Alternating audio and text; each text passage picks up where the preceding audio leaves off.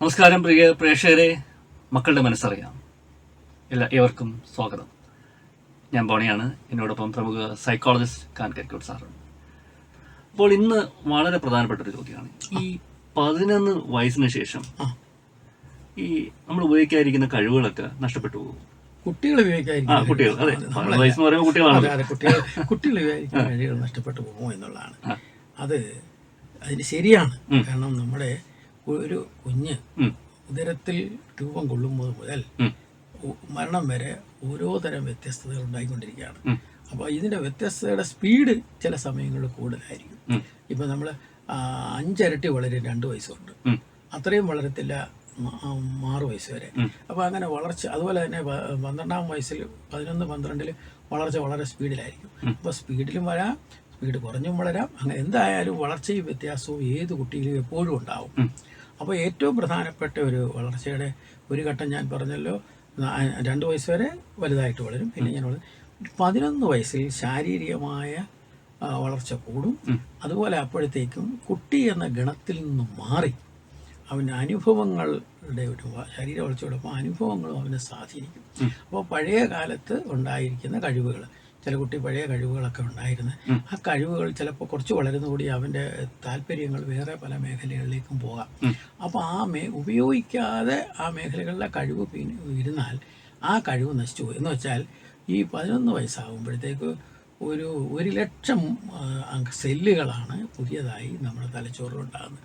ഈ സെല്ലുകൾ അതിന് വേണ്ടിയുള്ള കാര്യങ്ങൾ ഉപയോഗിക്കപ്പെടുന്നില്ലെങ്കിൽ ആ സെല്ലുകൾ നശിച്ചു പോകും.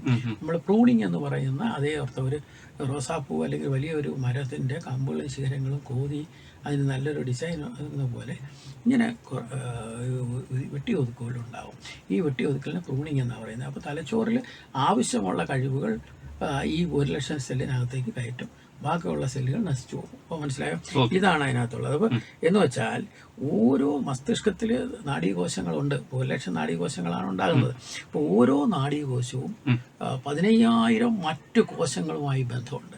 അങ്ങനെയാണ് ഓരോ കഴിവ് ഉണ്ടാകുന്നത്. അതായത് ന്യൂറോ ട്രാൻസ്മിറ്റേഴ്സ്, അത് ഉണ്ടാകുന്ന ന്യൂറോ ട്രാൻസ്മിറ്റേഴ്സിലാണ് ഇത് ശേഖരിക്കപ്പെടുന്നതും അത് വിതരണം ചെയ്യുന്നത്. അപ്പോൾ അതിൽ തരംഗ രൂപത്തിലാണ് ഈ ന്യൂറോ ട്രാൻസ്മിറ്റേഴ്സ് പ്രവർത്തിക്കുന്നത്. അപ്പോൾ അങ്ങനെ ഈ കുട്ടികളിൽ കഴിവിൻ്റെ ബന്ധങ്ങളുണ്ടാകുന്നു. അപ്പോൾ കുട്ടിയുടെ ഒരു പേര് തുടർച്ചയായി പലതവണ മോൻ്റെ പേര് ഇങ്ങനെയാണെന്ന് വിളിച്ചു കഴിഞ്ഞാൽ കുട്ടി ഉടനെ ആ പേരെൻ്റെതാണെന്ന് കുട്ടി ഗ്രഹിക്കുന്നു, അതനുസരിച്ച് പറയുന്നു. അപ്പോൾ അതുപോലെ ഏതെങ്കിലും ഒരു ശീലമുണ്ടായാൽ ആ ശീലം പലതവണ ആവർത്തിക്കുമ്പോൾ ആ ശീലത്തിൽ അവൻ മാസ്റ്റർ ആകുന്നു. അതാണ് ഏറ്റവും കൂടുതലുള്ളത്. അപ്പം അത് ഈ തരത്തിൽ ആ കുട്ടിയുടെ തലച്ചോറിൻ്റെ അല്ലെങ്കിൽ മനസ്സിൻ്റെ ഒരു ഭാഗമായി ആ കാര്യം മാറും. ഇനി 3 വയസ്സിൽ എന്താണെന്ന് അറിയോ, 3 ഇരട്ടി എന്ന് വെച്ചാൽ ഒരു പുതിയ മനുഷ്യൻ അല്ലെ നമ്മുടെ ഒരു മുതിർന്ന മനുഷ്യൻ്റെ 3 ഇരട്ടി കഴിവുകൾ ആ കുട്ടി ഉണ്ടാവും. അപ്പോൾ അതിനെ ആവർത്തിക്കുമ്പോൾ ആ കഴിവുകൾ വർദ്ധിക്കുകയും ശക്തി പകരുകയും ചെയ്യും. അങ്ങനെ ഉപയോഗിക്കാതിരിക്കുന്നത് ദുർബലമായി പോകും.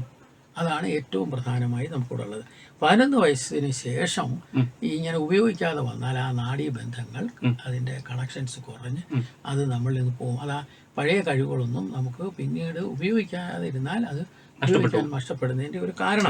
12 വയസ്സിന് അവന് വേറെ കാര്യം കൂടെ നമുക്ക് പറയേണ്ടിയിരിക്കുന്നു.